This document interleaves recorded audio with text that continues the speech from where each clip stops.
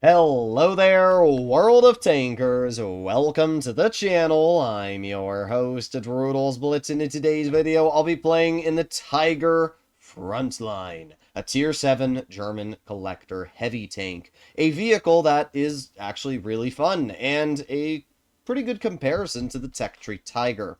You're able to get your hands on this vehicle for absolutely free by simply playing on weekends and getting certificates for this vehicle starting, I think, tomorrow. Either way, it's a really easy vehicle to get your hands on, and it's definitely one I would recommend. Especially because if you don't end up liking the tank, you can sell it for 500 gold. I'm not sure why you would, but you can. With that being said, we are going to talk about everything you're going to want to know about this vehicle. Let's start off with the armor comparison between the Tiger Frontline and the Tiger 1. Now on paper, it looks like the Tiger 1's armor is a lot worse, but that's because the Tiger has 23 millimeters more standard pen. So if we actually equate it, the armor is pretty similar on these tanks. As we can see, it's 178 millimeters of nominal armor on the upper plate, and it's about 144 on the lower plate. The Tiger Frontline is 162 on the lower plate and 180 on the upper plate. So what does that mean? Well, the upper plate on both tanks is almost the same, but the lower plate is definitely going to get a lot more bounces with the Tiger Frontline, as it's almost 20 millimeters better. That is actually a huge advantage and will give the Tiger Frontline more effective armor. Also, the turret is quite a bit better on the Tiger Frontline. We can see that the Tiger one's got about 200 millimeters of effective turret armor, where the Tiger Frontline has about 215 millimeters. That is actually a big advantage and will allow this tank to get more bounces. How about the side armor? The Tiger Frontline's got 95 millimeters of side armor, and the Tech Tree Tiger has 89 millimeters of side armor. So in basically every area, even side scraping capability, the Tiger Frontline is better in armor. It's quite a substantial difference as well, probably about 10% overall, which means when fighting tier 6s and tier 7s, you're going to have a much higher chance of getting bounces, although tier 8s are still probably going to cut right through you. How about the guns and the overall comparisons between these tanks? What is the advantages and disadvantages? Well, DPM-wise, both tanks are almost the same, only a 30 difference between the Tiger 1 and the Tiger Frontline. As I mentioned, pen-wise, the Tiger 1 is way better. It's got 23 millimeters more standard pen. However, premium pen, both are basically the same. Same for the high explosive. So, in terms of penetration, it's interesting because the Tiger 1 is way better standard pen, but the exact same premium. Damage per shot, we can see, is also basically the same, 220 versus 230, so not a huge difference there either. When we take a look at shell velocity, Tiger 1 has a big advantage. However, premium shells is very similar when you actually take a look at the standard. So the premium on the Tiger Frontline is the same as the standard on the base Tiger. It's kind of interesting. But in general, the Tiger's gun is definitely going to have better shell velocity. It's also going to have better accuracy. 0.308 base dispersion versus 0.326. That is a big advantage for the Tiger 1. However, the on-movement dispersion is better for the Tiger Frontline.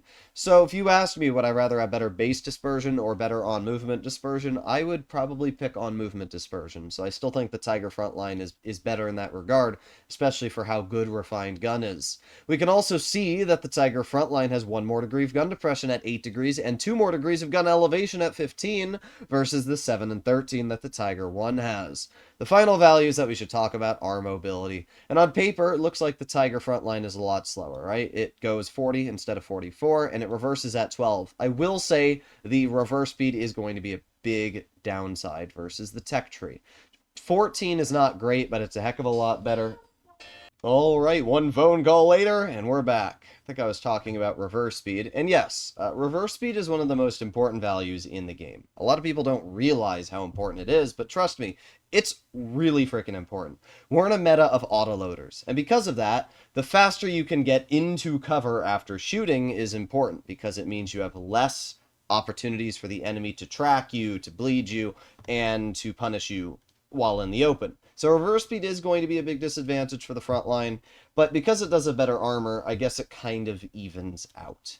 Now what's interesting is that even though the Tiger 1 has a higher top speed, has better overall mobility, and engine power, you'd think it's faster, but that's actually not the case. You'll notice that the Tiger Frontline has better terrain resistances on hard terrain and even soft terrain, which means that the Tiger Frontline has the exact same power to weight ratio as the Tiger 1 on medium terrain, and way better on soft terrain, and even better on hard terrain. So what that means is that, in general, the Tiger 1 is going to be about the same speed as the Tiger Frontline, if not a little bit slower, which is going to actually just kind of allow this tank to be better in most situations. There is one big disadvantage, though, and that is traverse speed. Tiger 1 turns at 48 degrees a second and 41, depending on what terrain it's on, and the Tiger Frontline is 35 and 25. So that's a 40% decrease on its traverse speed. It will be a big disadvantage.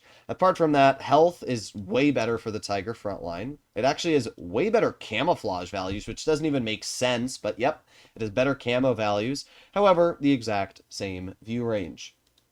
Everything being considered here, the Tiger Frontline is just kind of a better Tiger 1 in most regards. It has better mobility, it has better armor, it has more DPM, more alpha damage.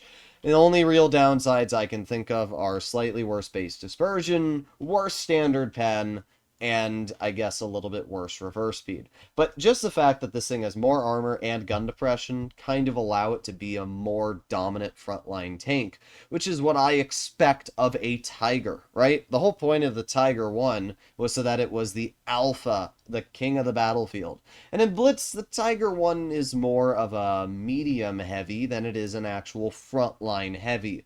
So I'm glad that they do have now a special Tiger frontline, which can actually go toe-to-toe with the other Tier 7 heavies, and even potentially Tier 8. And I'm really interested to see how it's going to work. What's funny is that this tank was actually a Tier 6 up until a few months ago. In fact, I remember contacting the CC coordinator and asking if I could make a video on the 3 tutorial, or actually the 4 tutorial tanks, and I was given the green light because I was told that they were not going to be released. And then they were in Tier 7 form. So, kind of interesting. But either way, we're going to see what we can do here. So, hopefully we'll load into a battle pretty shortly.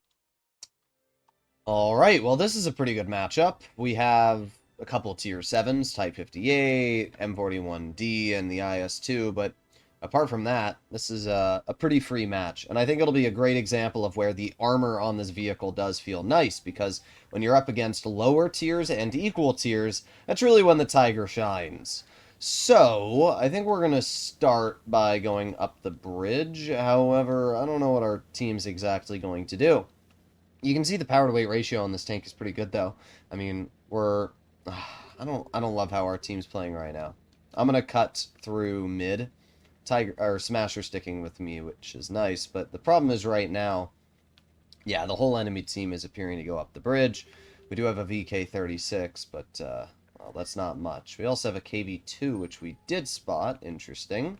Alright, here's what we're going to do. We're going to cut down this road. We're going to ignore all of that action over there. We're going to keep on going over here, keep on going, until we get to the VK. I think that if we can cut this guy off, and we can get into cover from the enemies, we should be completely fine. So there you go. We have the enemy VK over there. We have the IS-2, which I can aim in a nice 180 damage shell into and back into cover. Let's put on our adrenaline. Get a nice... Okay, that was bogus, but it's fine. IS-2 just shot. We do have the KV-2 on our rear, but I'm not too worried about that player. We're going to take the VK-36 out of the game right now. So let's angle the vehicle, and there you go. Let's get penned by the IS-2 once, but that's fine. Because once we take this player out of the game, I'm dead, actually, I just realized, because the entire enemy team appears to be right here. What the heck, brother?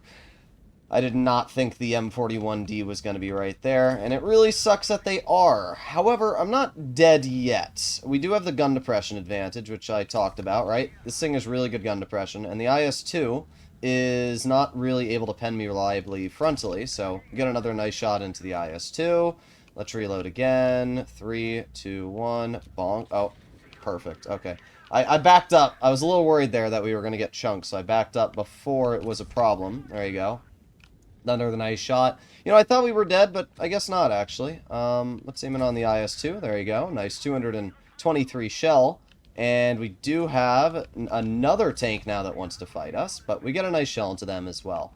We can see the gun depression on this tank is actually really nice. The fact that I'm able to work a ridgeline is fantastic, because the normal Tiger does have one less degree of gun depression, making the armor just that less bit effective. We need to angle against the Hellcat. There you go. Another nice bounce. Let's keep moving up here. We got to keep on angling. The Type 58 still has not penned me yet. And, oh, what is that, Wargaming? That's bogus. I mean, it's fine, because as long as I keep angling here, they're going to keep struggling to pen me. But that was a pretty bogus bounce there. Alright, well, let's see. Our teammate gets the clear there. Let's aim it on the Hellcat, load in a high explosive. Guarantee the clear, and all that's left at this point is a KV-2. We took a pretty awful game and actually turned it around a lot, I would be willing to say. Get a nice shell into the KV-2 once, and let's reload again. A bonk. There you go. So we actually did a lot. We did 3,600 damage in this battle. We had a super, super crazy farm. And yeah, that was a great battle. I mean, I thought we were dead for a moment, because the moment I saw that M41D, I thought that player was just going to sit there and try and farm me with the IS-2. But that actually didn't end up happening. The IS-2 got cold feet, backed up. The M41D got high explosive, also got cold feet, ran away. And that allowed me to just continuously dominate that position. So we used that DPM, we used that good frontal armor. I mean, look at that. We blocked 2,500. That is an insane amount of block damage for a tier 7 heavy. But it really shows that this thing actually has super reliable armor if you're able to angle it properly. That Type 58 wasn't loading gold, and I kept getting bounces. Even the Hellcat bounced me. Most tier 6s, most tier 7s are really just not going to pen you with standard ammo. Alright, well this time we are up against tier 8s, which is not ideal, but we'll see how it works out. We have a Caliban, IS-3... that's about it for the heavies. Okay, then they have a Charioteer and SU-130PM. I hate SU-130PM so much. I don't really run into Scorpions because I think the SU is just preferred. It's preferred for me as well, but man, I absolutely hate the SU-130. 460 alpha, 80% camo, crazy good mobility, and troll enough armor that it gets bounces, even though it really doesn't deserve to. Alright, well, I have to be careful here. That Caliban, it's not reliably going to pen me with Hesh, but even with an AP, that's still almost 600 HP on average.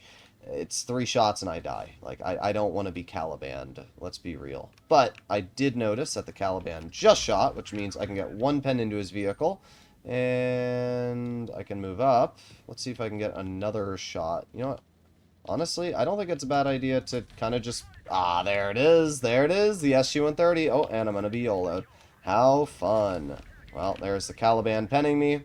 And let's see if we can get a bounce from the IS-3. However, we won't. But what I will do is continuously shoot the Caliban until I die, because I can bleed that Caliban out like crazy. There you go. That player's dead.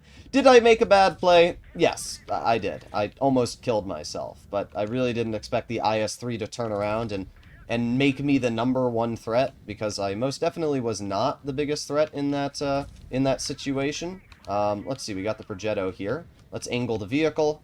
IS-3 doesn't shoot me, and we actually get the clear. Perfect. Progetto held me out. I'll give him credit. I also didn't, Ooh, we're not dead. We're not dead yet. I didn't think that SU-130 was going to be sitting there. Oh well. We're still alive, and that's all that matters. We've done a pretty good job, honestly. We completely distracted the enemies. But I wanted to play aggressive just to showcase, right? The first game I played, I got some crazy bounces.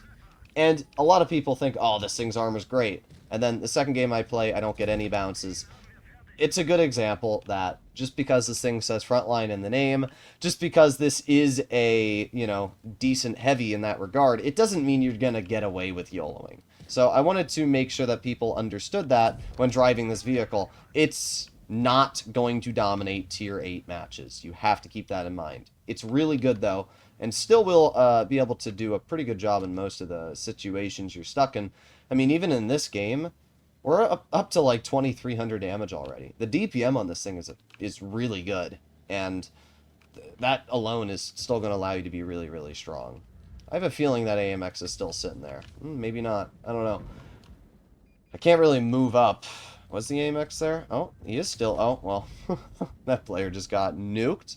Let's see what's left. The Hazard killed our Smasher, and that leads me to believe that they might be flanking. Oh, and there you go. Well, it was nice knowing you guys. I'm going to angle it, but again, it's a Tier 7. Tier 7s just don't have that armor to get bounces from Tier 8s, and you saw that perfectly. I mean, Charioteer just probably went right through my lower plate. Oh, no, he actually went through my side armor. But, again, there's not much you can do in a vehicle like this against a Tier 8. At the end of the day, we still ended up winning and dealing 2,700 damage, clearing 2 enemy vehicles, and finishing easily top on the team by quite a large margin. Now, does that mean you should do what I did? No. I specifically played this thing super aggressive to showcase that the armor is not going to work against Tier 8s. In fact, I don't think we got any bounces. The IS-3 went right through me, the Caliban went right through me, the SU-130PM went right through me, and the Charioteer went right through me. If you're using this tank aggressive against Tier 8s, expect to be penetrated. Against Tier 7s and 6s, it'll do great, but higher tiers, they have over 230 millimeters of AP pen. And with that amount of penetration, trust me, your armor is not going to get anywhere. But either way, let me know in the comments what you guys think about this vehicle. I think it's great. I think Wargaming did a good job balancing this vehicle. And I think it's going to be a fantastic vehicle to add to your collection. So make sure to smash that subscribe button if you want to see more videos like this in the future. And other than that, I'll see you all in the next one. Bye-bye.